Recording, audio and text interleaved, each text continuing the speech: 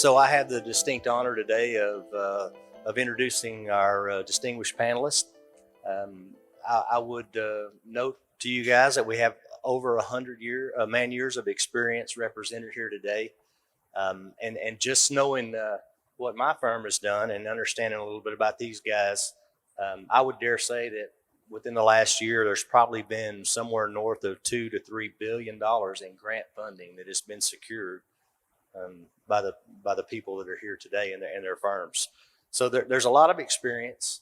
And with that being said, we understand that the process of securing a grant and actually securing and then implementing a grant can be a very daunting task. It's a task that many people fear, but you shouldn't really fear it, particularly on the element of the reporting and the compliance aspect. You should respect it, but not fear it. So with that said, I'll talk a little bit about my firm. I work with Palmetto Engineering. Palmetto is a national engineering firm that has worked with tribal entities for over 20 years, maintaining relationships with tribal entities over that time. I've been in the industry about 26 years myself, and I'm really proud to be a part of the NTTA group. It's a phenomenal show that we've got going this time for sure. With that said, I'll introduce Barrick Harlan. Barrick joined Hixson Ragland, later acquired by CHR Solutions in 1998 as an intern and an engineer in planning and design. Upon graduating, Barrick continued to work for CHR until 2002 when he went to work for Caprock Telephone Cooperative. He was the lead engineer there, the wireless network manager, and the special project coordinator at Caprock for 5 years, and then he rejoined CHR Solutions. Barrick has a Bachelor's of Science degree in Industrial Engineering from Texas Tech University. Barrick will go first, and then Larry, who is far stage left for you guys. He's the CEO of Vantage Solutions. They're a national engineering consulting firm focused on broadband providers. Larry is a licensed PE and has been designing satellite, wireless, fiber, and broadband networks for more than 35 years. He received his bachelor's degree in physics from William Jewell College and a bachelor's and master's degree in electrical engineering from the University of Kansas. In the center here, we have Miss Amanda Molina, and she's the director of JSI's Business Development Group with more than 24 years of experience in rural telecommunications industry. In her role with JSI, she aids in wireline, wireless, cable, video, electric municipalities, and broadband companies with federal and state grant applications. New product development, product line reviews, and restructuring to maximize opportunities and revenues.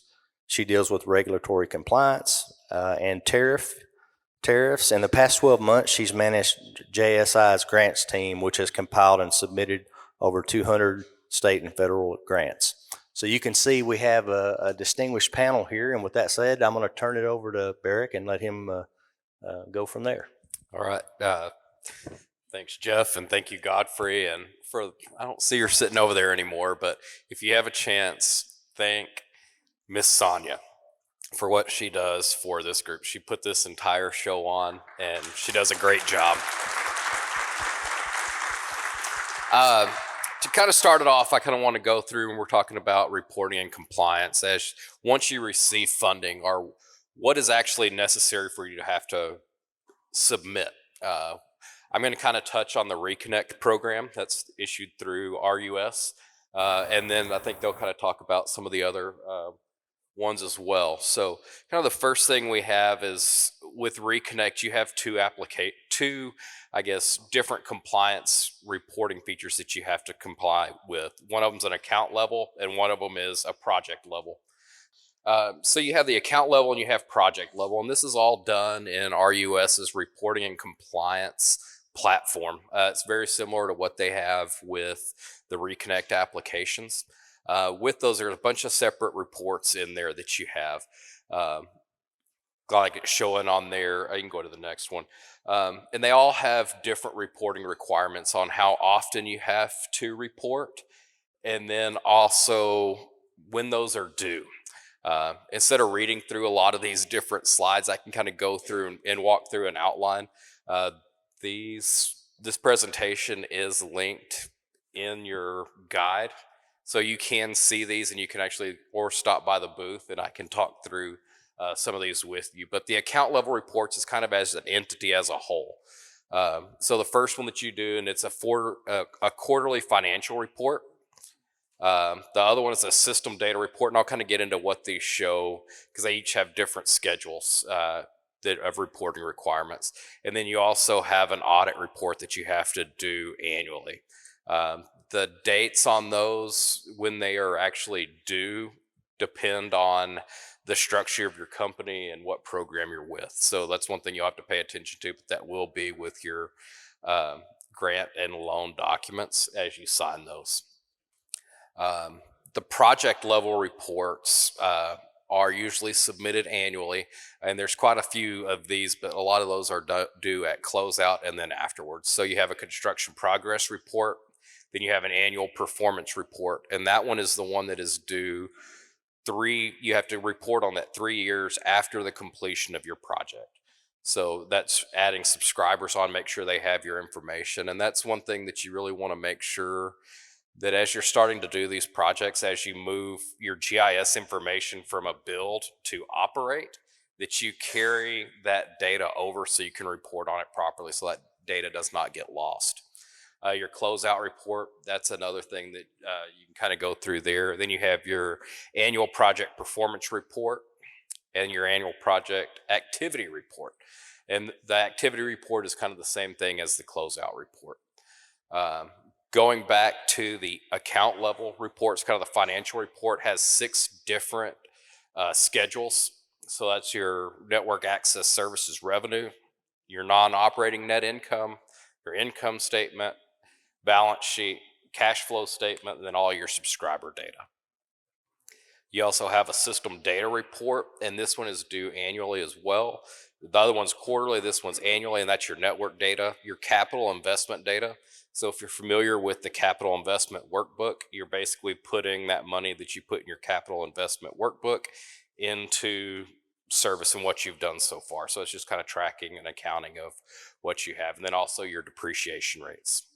The audit report is done annually. If you're an RUS borrower, you're familiar with that. So that's just making sure that your financials are aligned. That's kind of an independent assurance that it applies with GAAP principles. Construction progress report is that you're giving an update on where you're at with your construction status, and then also it has a mapping element where you upload a shapefile of the customers that you have served to make sure that you have your entire network area served and the number of customers that you have on there. The annual performance report is kind of the same thing as after 3 years, you're just continuing that. Because once you have it built, that's when you're really going to be putting the subscribers onto the network. So sorry if I flew through that. I know we're kind of crunched for time here. But if you have any questions, we may have time for questions and answers here. If not, find me at the booth right outside and we can talk through some of that.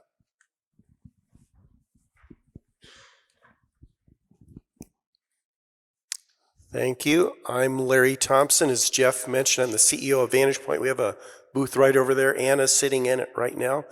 Do we have my slide deck? Click there. Oh, do I just click this and it'll go? Okay.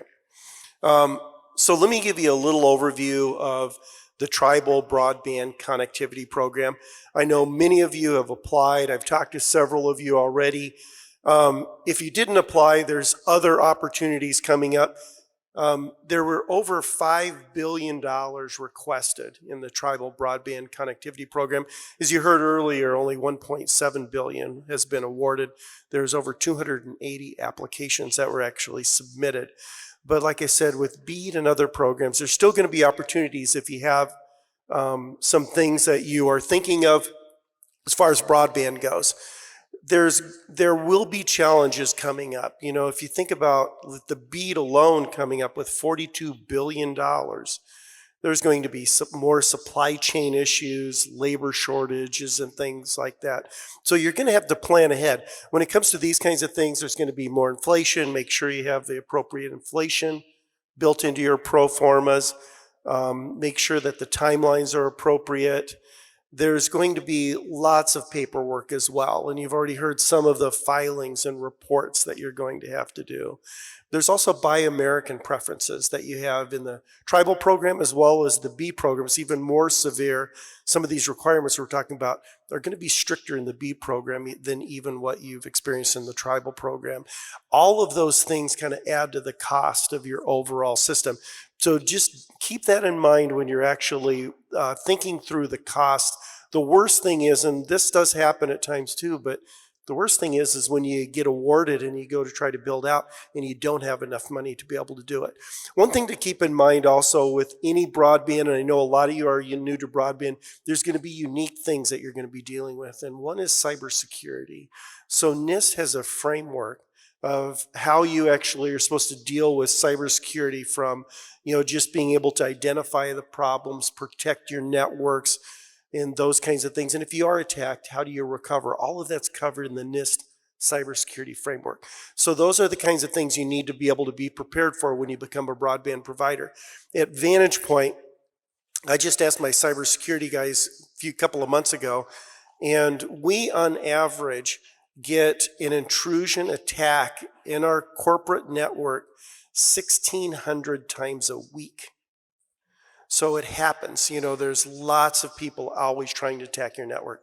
So you need to really be prepared. It can be disastrous if they're actually successful. One thing to keep in mind when it comes to sustainability, and this all kind of goes back to the whole business planning and building process, is just making sure that, especially when it's grants funds, there's lots of trade-offs between engineering and operations. And you heard a little bit about that earlier this morning with the CapEx versus OpEx. Making sure that you heavily load when it comes to the CapEx piece of it to minimize your operational expense. You don't want to get 5 or 10 years down the road after you built the network and realize that you don't generate enough revenue to maintain it. There's ways that you can build it to be able to make it less expensive to operate. And you just want to make sure that you keep those kinds of things in mind and you build those things into your business plan as well. And I know I'm flying through a lot of these things just because of time, but we do have a booth over here, and we'll be more than happy to answer any questions that you have. I'm going to flip through the reporting requirements because we've already talked a little bit about that. But one thing to keep in mind is it's a very complicated process. A lot of moving parts, especially when you get into the construction. If it's something you've never done before, it's typically stuff that you should probably outsource and find somebody that's an expert, because it's easy to go into these things and you end up spending a lot of money that you don't need to. There's oftentimes we're brought into a project with a company or organization and they've already done it wrong. And by the time you've done it wrong and you try to do it right, you end up spending a lot more than just doing it right the first time.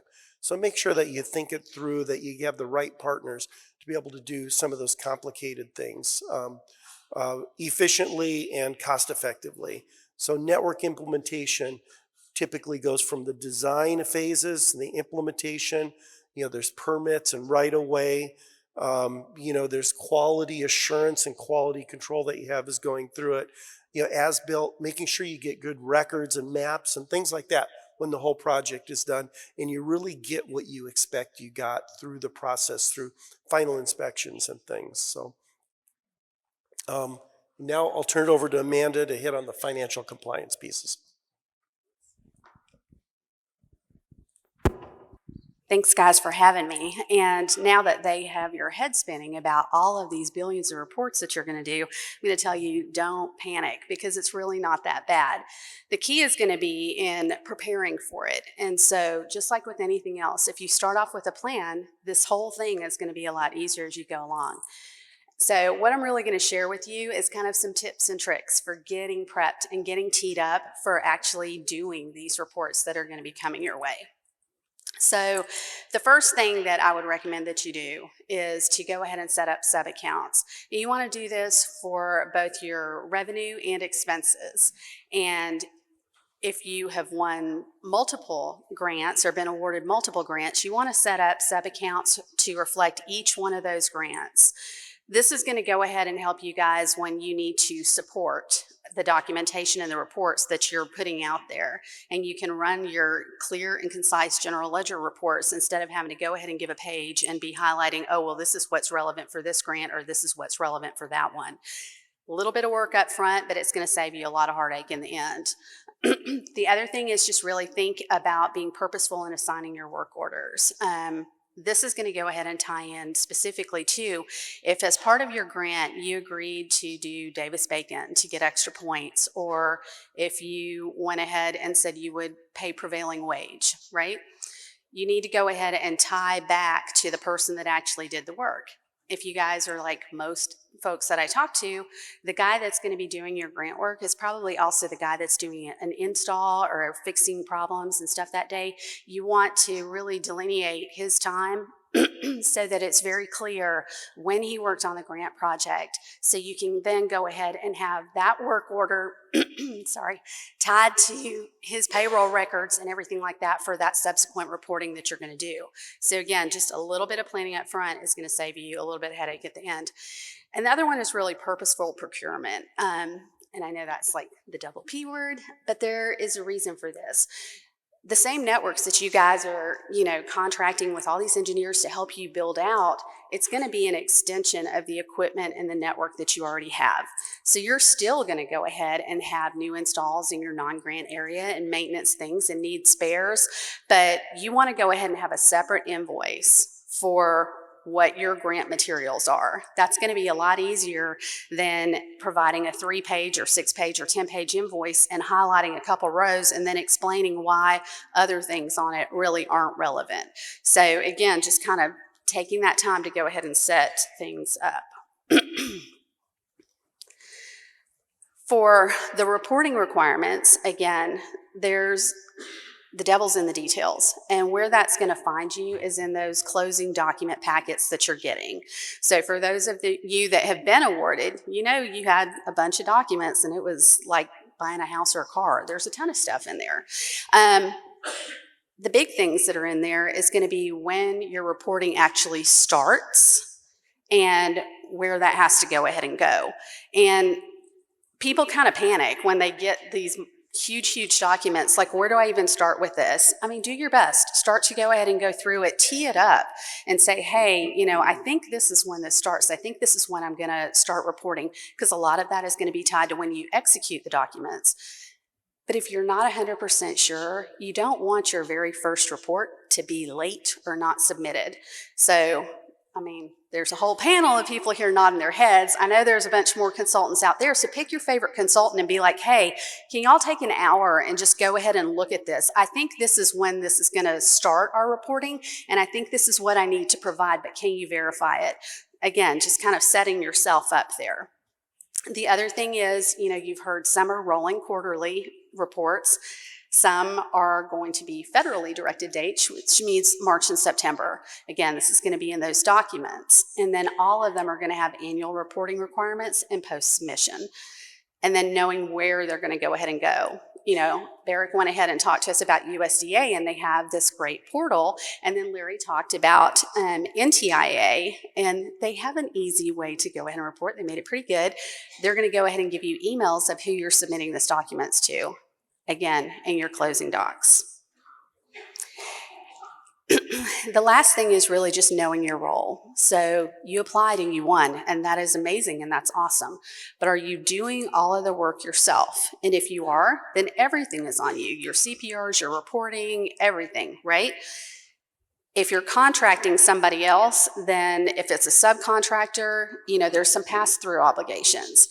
Here's the thing, they're going to have reporting that they have to give to you so you can complete your reports because you're still on the hook for that, right? But you guys have another obligation under the Act. You can't just go ahead and necessarily pick the cheapest vendor. You have to vet these people. You're going to be giving them millions of dollars to help you complete your project that you think is really important.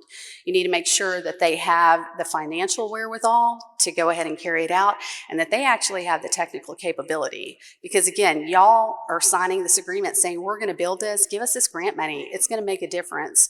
And at the end of the day, you're on the hook for that build and for spending that money correctly. One of the things that you also need to go ahead and do is provision for a clawback. And nobody wants to talk about hiring the vendor that really didn't do what they're supposed to do and took money and didn't do anything. But you guys need to have that built in there. So those are my tips and tricks. Thanks. Very well done, guys. Great job. That was pretty quick, but effective. I think we probably have time to take one, maybe two questions. If there are any questions out there, you have a question? No. Godfrey has a question.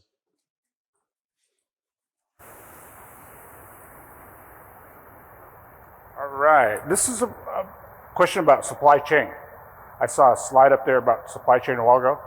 So with the provisions that are being asked by NTIA, Buy America, how much of a product has to be American to be able to qualify to be bought? Do any of you know that?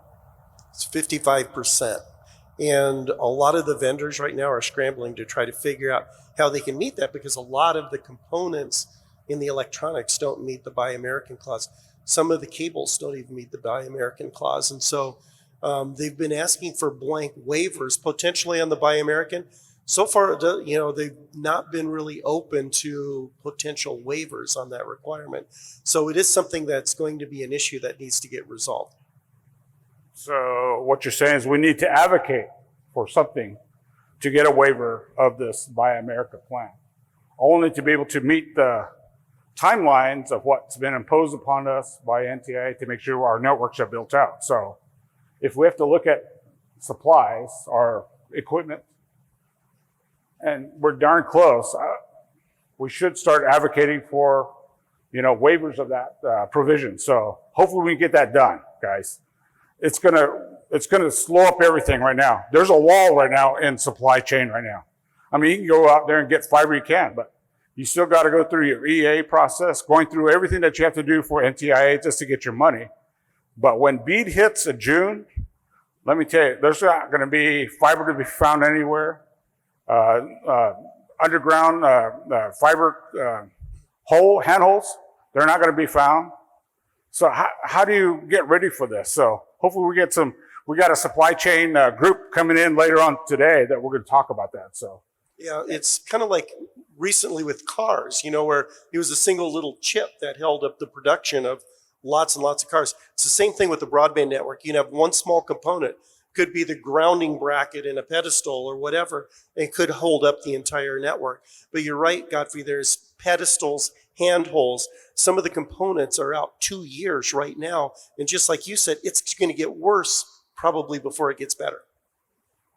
Yeah, and one thing that they have in part of BEAD, and Larry kind of touched on it, is the cybersecurity and supply chain risk management document that you have to have. So it kind of makes you think through logically to be prepared on what's going to happen and look at your schedules. So cooperate internally. I know a lot of you have gaming, so they probably already have a cybersecurity policy that is NIST compliant. So definitely lean on them to do that and have that ready to go. And it also affects supply chain as well. The thing to do is planning in advance, where a lot of times what we're doing now is when we pre-engineer it, we order the materials before we select the contractor and things like that. So there's ways that you can work your schedule to minimize the impact. Maybe not eliminate it, but if you can get your materials on order as soon as possible in the process, that helps to minimize supply chain issues as well. Yeah, and to NTIA's credit, there was not a provision for that in TBCP round one, but they circled back, and so now they have allowed us to order materials prior to completion of the EA process, which was a huge win. So thanks to NTIA for that. great. We're done. All right, thanks guys. Listen, we have Vantage Point over here on the side, Palmetto Engineering here, and you can see JSI or CHR out in the lobby there. Okay, thanks guys.